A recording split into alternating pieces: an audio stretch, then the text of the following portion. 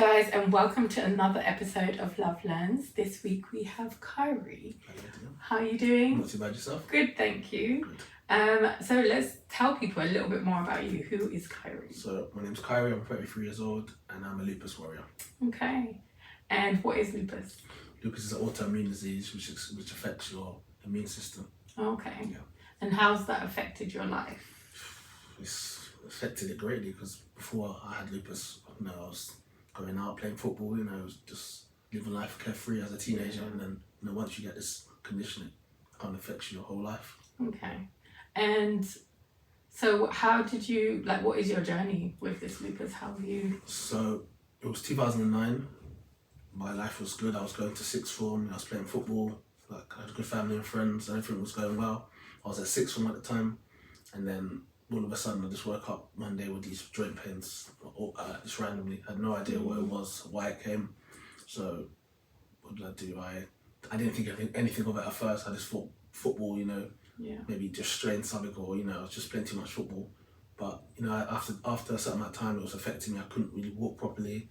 I was getting tired a lot and things like that. So I went to my GP. He gave me some anti-inflammatory tablets and said, take these and you should be okay. I thought, I'll be fine, I'll take this and I'll be feeling better again. But the pain, if anything, got worse. Okay. So I went back to him a couple of weeks after, and then they referred me to my hospital, and then I was told to bring a urine sample. They took a blood test, and then when I explained my symptoms, he said to me that you may have something called lupus. And at the time, no idea what lupus was, never heard of it in my life. So, it was just came from nowhere, literally. Yeah, and how did that affect your life going forward? It affected it greatly because now I would have to live with this condition. It's not like something that you can just take medication and you could be healed. Once you have lupus, it's a lifelong condition. So obviously it's very hard to navigate through your life with it. Yeah, and what happened after that diagnosis for you? So at first, obviously, it was very hard for me and my family to take because obviously I'm 18 years old at this time. I'm supposed to be, going to uni. That's September. Supposed to be going on holidays, playing football, those things that teenagers do, and now my life would be a bit different. So it was hard. How did it look different for you? Just thought, obviously, I'm not gonna be the same as my friends anymore. I got to take medication, go to hospital appointments. So I just felt different to everyone else at the time. Yeah. And what was the journey for you with the lupus? How did you cope with it? How did you manage it? It was hard. Obviously, having good family and friends. I didn't really tell my friends at first because I was quite, like I said, I was embarrassed to tell my friends that I got to take medication now. I got to go to hospital appointments. It just felt like a bit weak. I felt. Obviously, now thinking about it is silly, but being 18 or 17, you don't really want to think like you've got an illness. So I just kind of my close family knew, but didn't tell any friends or anything. So. I had good family support. I think that was very vital in getting me through. Okay. And with the lupus, how did it affect your career, your lifestyle? So, like I said, I was going uni that September. So I still managed to go to uni even though I found out I had lupus, but I went to a uni in Portsmouth, so I had to. So I was living in the halls, so I had to come back and forth for hospital appointments, which was obviously a bit difficult. And while I was in uni, they told me at one point that your kidneys function is quite low. You're gonna need a transplant. So my granddad was tested, my mum, my aunt, and my granddad was thankfully a match, and I was able to have my first transplant in January 2012. It was. Wow. And how was that for you? Yeah, it was obviously scary. I've never had no surgery or anything in my life, so it was very hard. But leading up to it, I was quite scared, thinking that I'm gonna wake up. That was the first thing I was thinking. Is it gonna work? That was another thing I was thinking. Thankfully, I came around and my granddad was okay, and it did work. Not for as long. Obviously, I would have liked to last longer, but after about 10 months, they told me that for some reason they don't know what the reason is, but kidneys rejecting. Wow.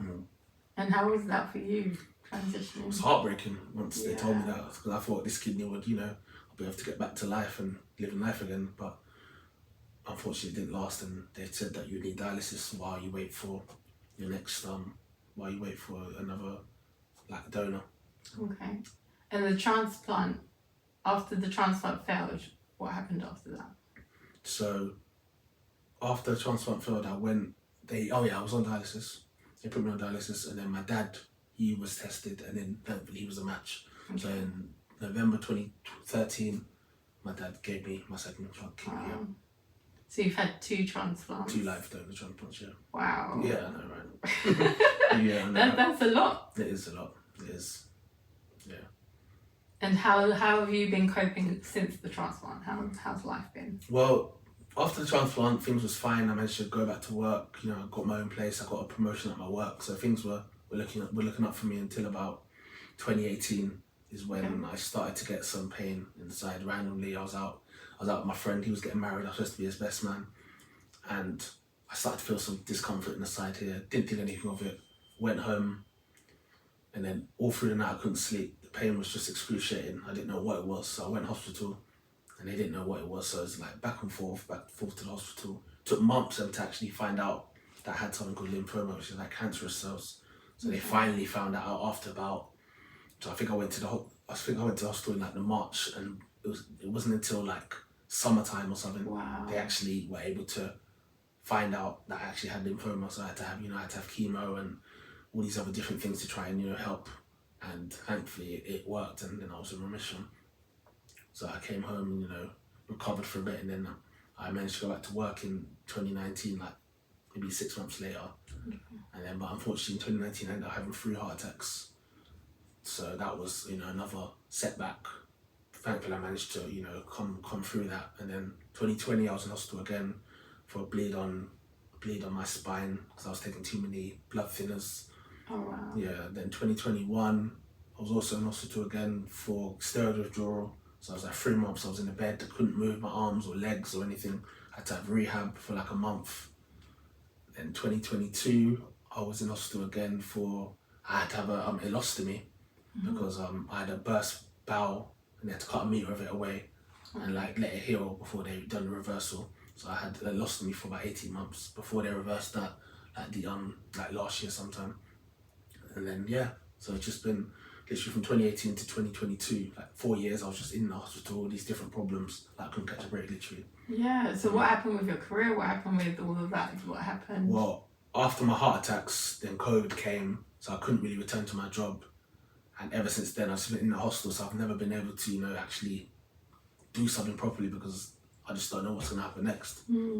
But like, since I've seen you online, you've been promoting and advocating for lupus. Yeah. Have you kind of taken that on as like your kind of role, or like what you'd like to do in the future now? Yeah, there's something, if it's possible, I would like to do something with lupus if I can, because I feel that obviously having lupus myself, it'd be good to be able to, like help other people, maybe people my age or people that were maybe teenagers like I was when they first were diagnosed, and help them, know that you can still, get through life even though you have this condition. Yeah, and if there was a younger person who is listening to this and going through something similar, what would you tell them? I'll tell them, don't do what I did. Don't shut people out. Tell your friends, tell your close people. It's good to have the support. Don't because when you keep things closed in, it's not good. I done that, and it doesn't help your mental. It's not good for you mentally. So I'd say keep close people around you. Still try and do what you can. Like if you have a career and it's something you want to do, still push towards it. Don't let this condition. Like my motto is, you control the illness. Don't let the illness control you. Yeah. That's a great motto. And with all these losses that have happened in your journey, how have you kind of still managed to keep your positivity and your mindset? I don't know. It's just been hard. There's certain times when I don't know how I've survived certain things. There's been times when I've been in hospital sitting there thinking, why is this happening? And I'm just thinking, am I going to catch a break? But knowing that I've got good people around me and like good family and friends and things like that, it helps me like push through to know that I've got a lot to live for. So That's cool. And what happened with your personal life whilst all of this was going on? Did you manage to find a partner? Did you manage to get married? Did you manage any, did it get in the way of your personal life as well? It can do. Obviously, having an illness will obviously depends on who the person is. They'll might be scared to date people and things like that because they might be embarrassed enough to explain to their partner that they've got this illness, they've got to take medication, things like that, or hospital appointments, like I said earlier. But I did manage to, in 2016, I managed to find my now wife. And at first I was quite scared to tell her what I was going through because I didn't think she might understand or she might not like stay with me. I don't know. Everyone's different. They might not be able to cope with it, but thankfully she was able to cope with it. And we've been together since 2016 and we're married now. So yeah. Amazing. And how was it for you? Like telling her, what was the process for you? I just sat down and just kind of explained to her, I've got this lifelong condition called lupus, and I just explained to her what lupus is, and that I've got to take medication, and I just explained to her what was going on, and she was very good about it. So yeah. Cool.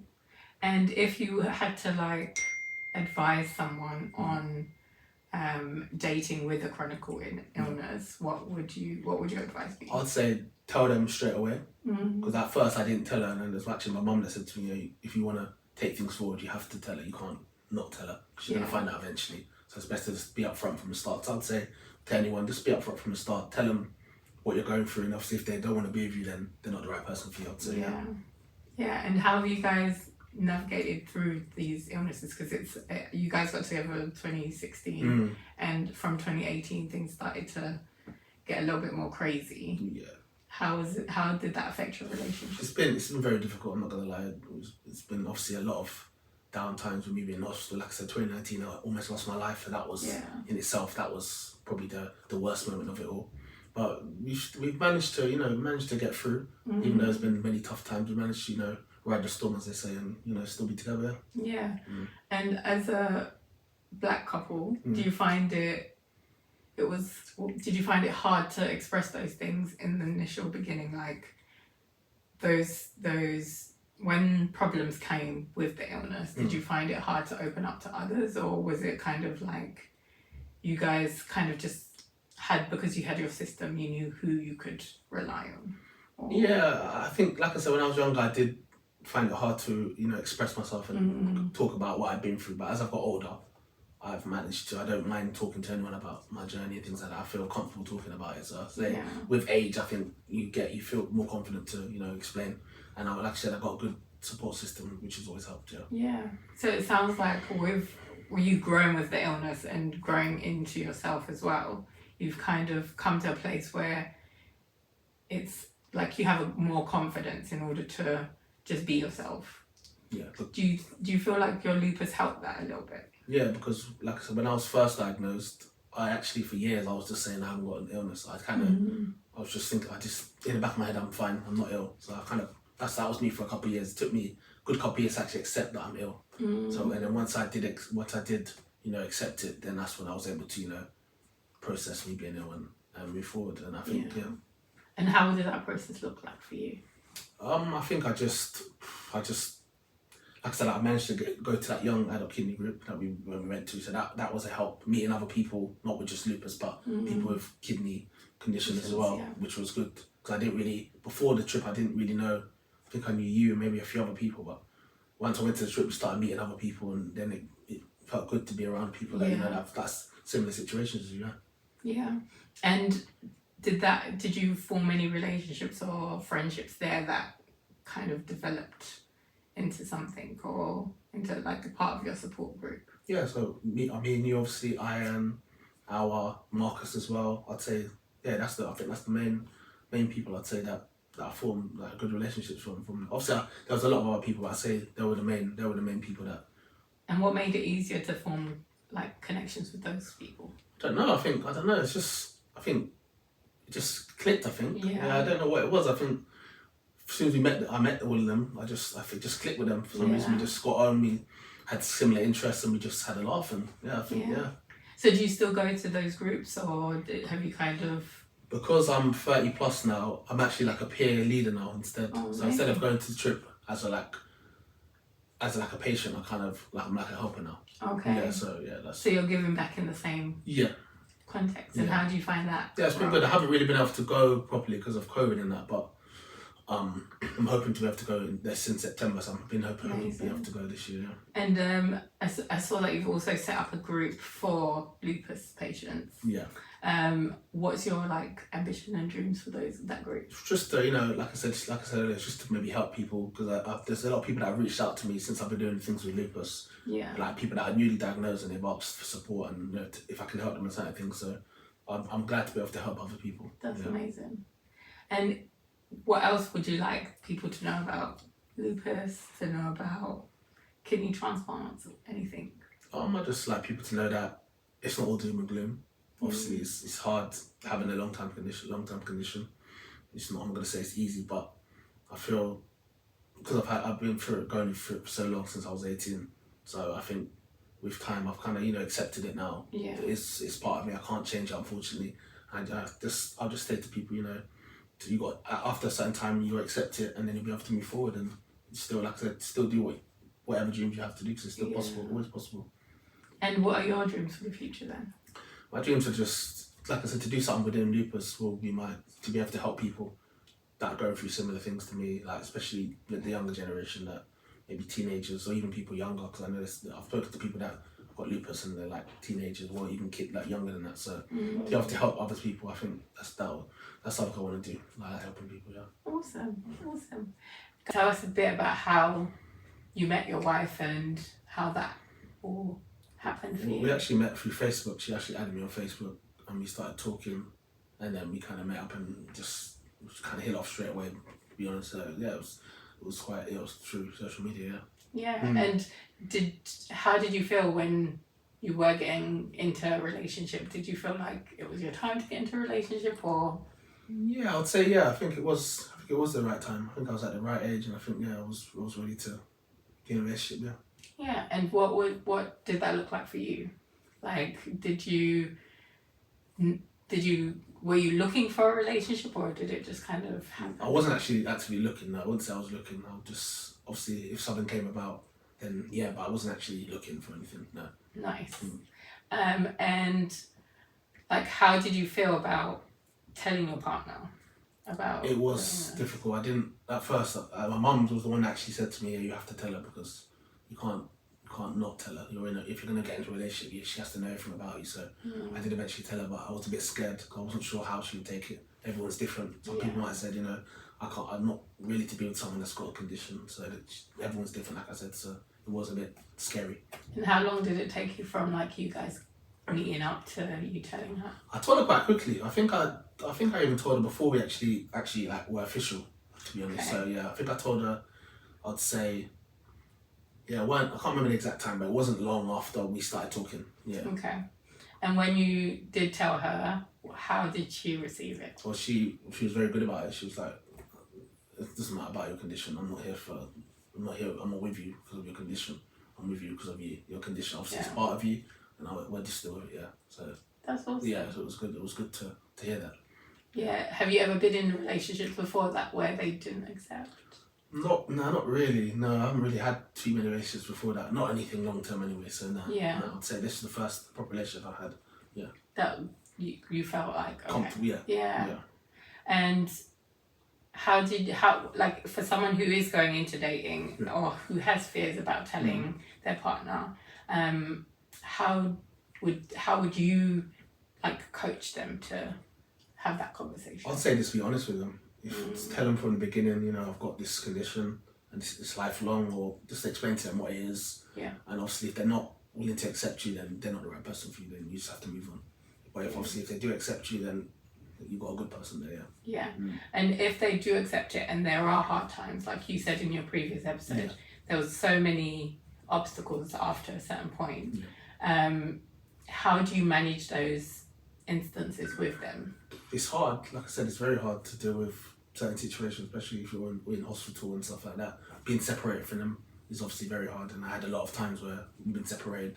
I've been in hospital for months on end, so that's very difficult. But I'd say if you're in a person, you and your partner are in it for the long run, then you'll get over these challenges and you'll be able to overcome them. Yeah. And what kinds of conversations did you and your wife have about your condition? She said to me, obviously she's there for me no matter what. So that was good to have, someone else. Obviously I got my family as well. But it's good to have someone else, in your corner. Yeah. And with dating, did it actually stop you from dating, or did it before I was married? Yeah, before you married.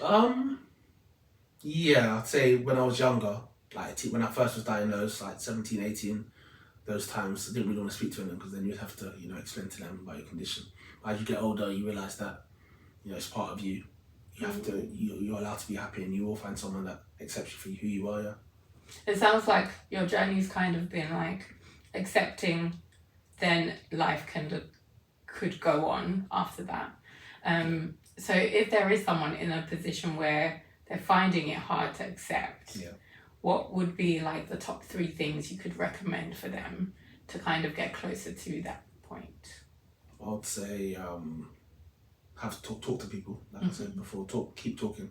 Don't keep it your emotions inside. Talk to someone, whether it's a family member, whether it's a counsellor if you have to. I think talking is probably the most important thing. Okay. Don't keep it inside, because that's when things will just get worse for you. I'd say, what else should I say? Exception. Learn to accept it is something that you have to do eventually. Obviously, it took me a couple of years, but everyone's different. It might take them weeks, months, might even take them years. But I'd say acceptance is obviously another big thing. Yeah. And is there anything else that you feel like could make people's journeys easier with chronic illness? Maybe trying to get in support groups, I think, is very vital as well. It took me, I didn't really start getting into groups until it took me maybe 5 years, 6 years after I was diagnosed, because I didn't really know of any groups that were around. If I knew about a lupus group, or if I knew about a kidney group, then I'd been able to talk to people quicker. But I'd say, if you are struggling with something and there's support groups around, I'd say use them, because it's good, it's helpful. Nice. Is there anything else that you can think of that could help people with chronic illness in the dating scene or in their marriages? I'd say always be yourself. Okay. Yeah, always be yourself. Don't try and change for anyone. Doesn't matter who it is. Except just be yourself. Obviously, having a condition is very hard, but just be yourself. Don't try and change. Don't change for anyone, I'd say. Yeah. Just be yourself, and like I said, you'll find the person that's right for you eventually. Yeah. Amazing. So if people wanted to reach out to you, get to know you a little bit more, how can they find you? Well, you can find me on Instagram. My handle is Khiry_journey. So I think that's the easiest way. That's the easiest way to get a hold of me. Yeah. Okay.